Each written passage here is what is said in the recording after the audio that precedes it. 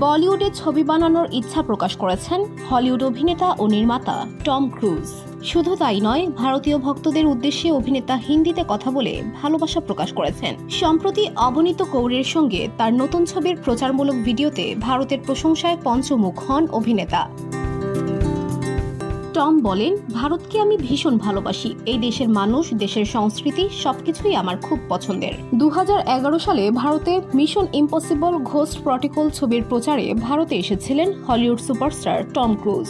স্মৃতির পাতায় ডুব দিয়ে অভিনেতা ভাগ করে নিয়েছেন সেই সময়ের কিছু কথা। তিনি বলেন, এদেশে কাটানো প্রতিটা মুহূর্ত আমার সবসময় মনে পড়ে। বসুন্ধরা, উত্তরা, বনশ্রী, কুড়িল ও বাড্ডা সহ রাজধানীর বিভিন্ন স্থানে অভিজাত ও অত্যাধুনিক মানের ফ্ল্যাট কেনার এক নির্ভরযোগ্য প্রতিষ্ঠান প্লেজেন্ট প্রপার্টিজ লিমিটেড। তাই আপনার স্বপ্নের আবাসনের জন্য আজই যোগাযোগ করুন। Pleasant properties limited, where destiny matures eventually।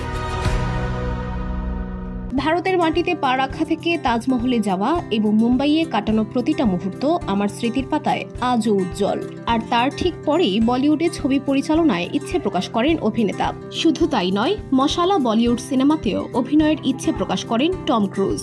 Bollywood বন্দনা করে টম বলেন, হিন্দি ছবির চিত্রনাট্য, গল্পের বিষয়বস্তু যেমন আমার পছন্দ, তেমনি বাণিজ্যিক ধারার হিন্দি সিনেমায় যে নাচ গান হয় সেটাও দারুণ লাগে। আর সেই ভালো লাগাকেই এবার বাস্তবায়ন করতে চাইছেন টম ক্রুজ। হলিউড তারকার এমন ঘোষণার পরই প্রশ্ন উঠেছে, তাহলে কি এবার মুম্বাই ফিল্ম ইন্ডাস্ট্রির খান কাপুরদের একচেটিয়া সাম্রাজ্যে ভাগ বসাতে চাইছেন টম?